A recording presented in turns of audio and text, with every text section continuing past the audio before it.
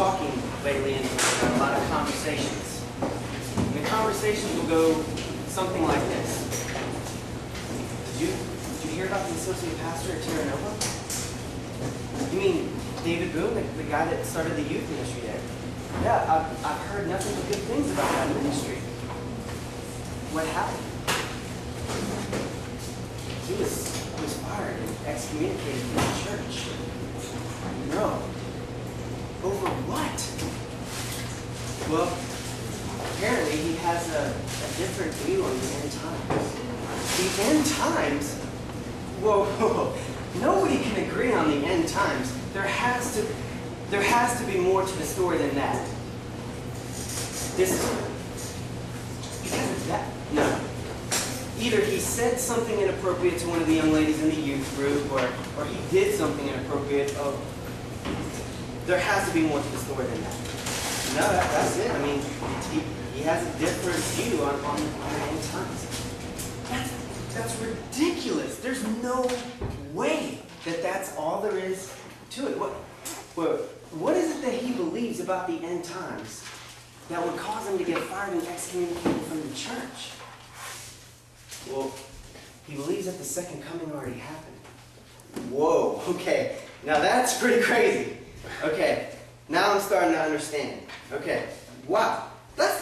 Look around, hello. How in the world could anybody believe that the second coming already happened? That's preposterous. That's crazy. That is ridiculous. Admittedly. That sounds ridiculous. That sounds crazy. That sounds preposterous. It seems inconceivable. So this morning, our goal is to answer that very question. Or to begin to answer that very question. We're starting a short series this morning called How in the World? How in the world?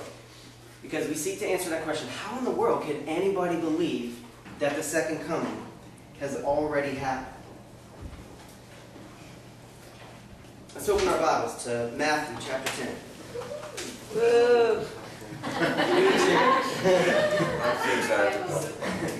Now, our goal this morning, my goal this morning, is not to convince you that my view is correct and that anybody who doesn't agree with my view is wrong or anything like that. My goal this morning is to simply show you that, hey, there are a lot of men of God, respectable men of God, who differ on their view on the end times. That alone should give us reason to say, you know what? We can fellowship regardless of what our view is on these things. This should be no reason to break fellowship with anyone. But my goal this morning isn't, again, to convince you that my view is right and every other view is wrong or anything like that. My goal this morning is simply to begin to answer that question, how in the world could anybody believe that the second coming has already happened? And to show you that my view is a view that is founded in exegesis of the Scriptures. And it is at least a view that should be given consideration amongst the other views. So, how? How in the world could anybody believe that the second coming already happened? Simple answer to that question is I believe that Jesus said that his second coming would occur during the lifetime of his contemporary generation. I believe that that's a simple answer. I believe that Jesus said that his second coming would occur during the lifetime of his contemporary generation. So I want to begin to look at the Scriptures. This morning we're going to look at some of the words that Jesus said regarding his second coming. Why start there? Well, there's a couple of good reasons to do that. Let's go straight to the source. Because James speaks of the second coming of the Lord. John speaks of the second coming of the Lord. Peter speaks of it. Paul speaks of it. Where did they get their understanding of the second coming? But Jesus. So rather than play the telephone game and say so-and-so said so-and-so such and such about the second coming, let's go straight to what Jesus said about the second coming. Furthermore, I want to follow a hermeneutical principle set forth by a futurist named Sam Waldron. In his book, End Times Made Simple, page 28, he lays out some hermeneutical principles by which we should interpret the end times, the Scriptures in regard to the end times. He says that we should interpret the clear before the difficult. Understand the clear passages, and then use that understanding to interpret the difficult. He says that we should interpret the literal before the figurative. He says that we should interpret the general before the details. So rather than going to Revelation, a book that is difficult, figurative, and detailed, let's go to the words of Jesus, which are clear, literal, and general. Okay, so we're going to begin this morning studying some specific words of Jesus in Matthew chapter 10, verse 23. But before we get to those specific words of Jesus, let's get some context and start in verse 1. All right, so reading in Matthew chapter 10, beginning in verse 1, He, Jesus, called His 12 disciples to Him and gave them the authority to drive out evil spirits and to heal every disease and sickness. So Matthew chapter 10 begins with Jesus calling His 12 disciples to Himself, giving them authority to heal and to drive out evil spirits. Then in verse 2 through 4, Matthew takes time to tell us who these 12 disciples are. He names them for us. Verse 2, these are the names of the 12 apostles. First, Simon, who is called Peter, and his brother Andrew, James, son of Zebedee, and his brother John, Philip and Bartholomew, Thomas and Matthew the tax collector, James, son of Alphaeus and Thaddeus, Simon the zealot, and Judas Iscariot, who betrayed him. Matthew goes to great lengths to list out who these 12 are, who Jesus' audience is. Verse 5 continues, these 12 Jesus sent out with the following instructions. Now, the following instructions are laid out in the rest of chapter 10, and if you take a peek ahead into chapter 11, verse 1, it says, after Jesus had finished saying all these things to the 12 disciples, yada, yada, yada. So, everything else recorded in chapter 10 are these instructions given to the 12 disciples named in verses 2 through 4. You with me? Mm-hmm. Very clear on the audience. Okay? So, as we proceed reading through this, these instructions that Jesus gave, He gave them to the 12. So every single time we see the pronoun you, who is Jesus speaking to, the 12. Alright? So with that in mind, this is what Jesus says to them, to the 12. Do not go among the Gentiles or any of the towns of the Samaritans. Verse 6, go rather to the lost sheep of Israel. Verse 7, as you, the 12, go, preach this message. The kingdom of heaven is near. Heal the sick, raise the dead, cleanse those who have leprosy, drive out demons. Freely you have received, freely give.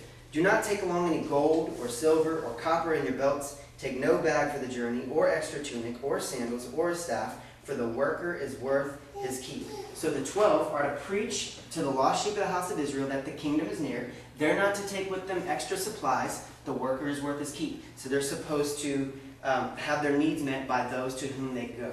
Okay? Verse 11. Whatever town or village you, remember he's talking to the 12, whatever town or village you enter, search for some worthy person there, and stay at his house until you leave. As you enter the home, give it your greeting. If the home is deserving, let your peace rest on it. If it is not, let your peace return to you. If anyone will not welcome you, or listen to your words, shake the dust off your feet when you leave that home or town. I tell you the truth, it will be more bearable for Sodom and Gomorrah on the day of judgment than for that town. I am sending you out like sheep among wolves. Therefore, be as shrewd as snakes and as innocent as doves. Again, the 12 disciples, Jesus is now commissioning to go throughout Israel, preaching the nearness of the kingdom, healing the sick, raising the dead, staying with worthy people who would accept this message of the gospel of the kingdom.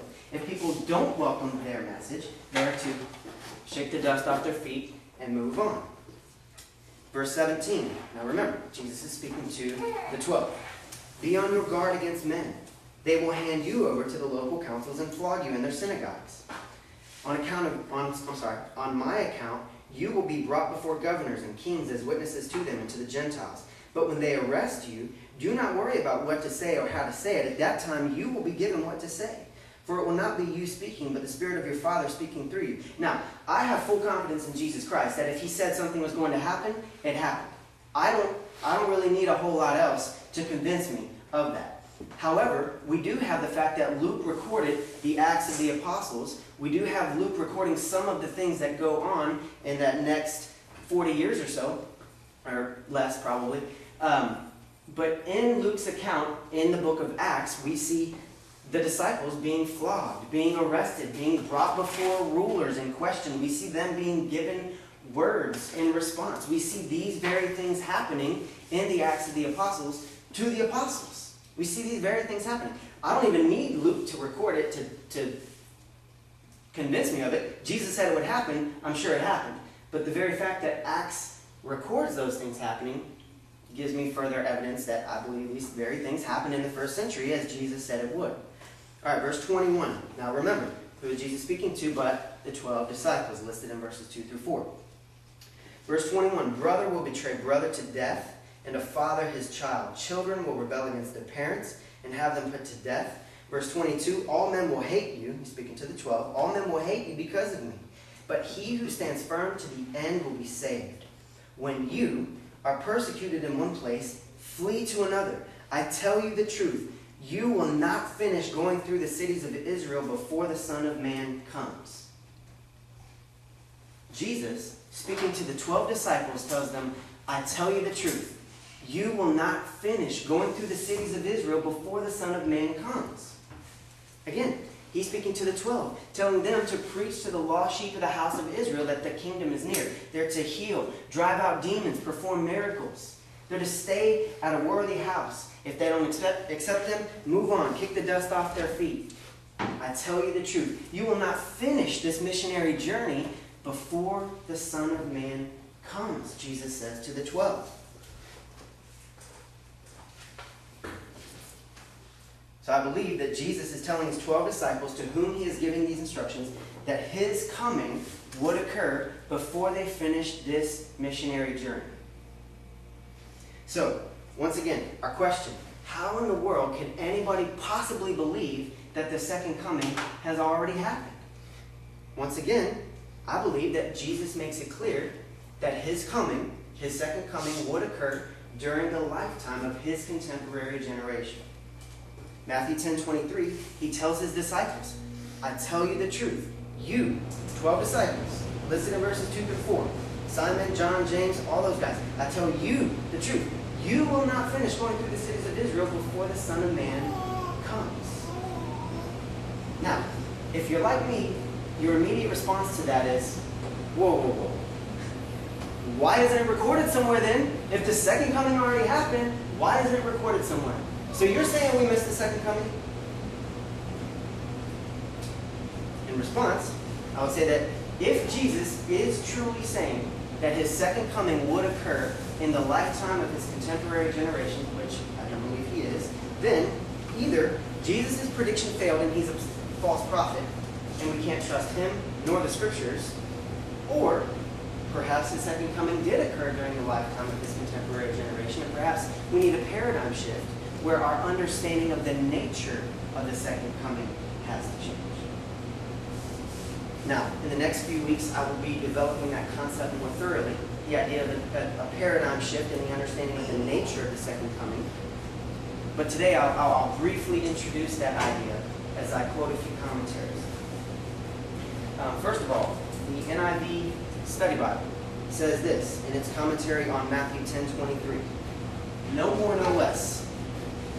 Jesus is saying here, probably best understood as referring to his coming in judgment on the Jews when Jerusalem and the temple were destroyed in AD 70. That's what the NIV Study Bible says about this verse. I fully agree with the NIV Study Bible. I too believe that Jesus' statement here refers to his coming in judgment on Jerusalem and the Jews in AD 70 as manifested by the destruction of the temple and the city by Roman armies. Fully agree. C.H. Spurgeon's commentary on Matthew, called The Gospel of the Kingdom, says this in regards to Matthew 10:23. While they were to change their place, they were to keep their plan. Their mission to Israel was to be a quick work altogether, for the Lord would soon visit the land in judgment, and they would hardly have time to traverse the whole country before Israel's day of mercy as a nation, dwelling in her own land, would soon come to a close.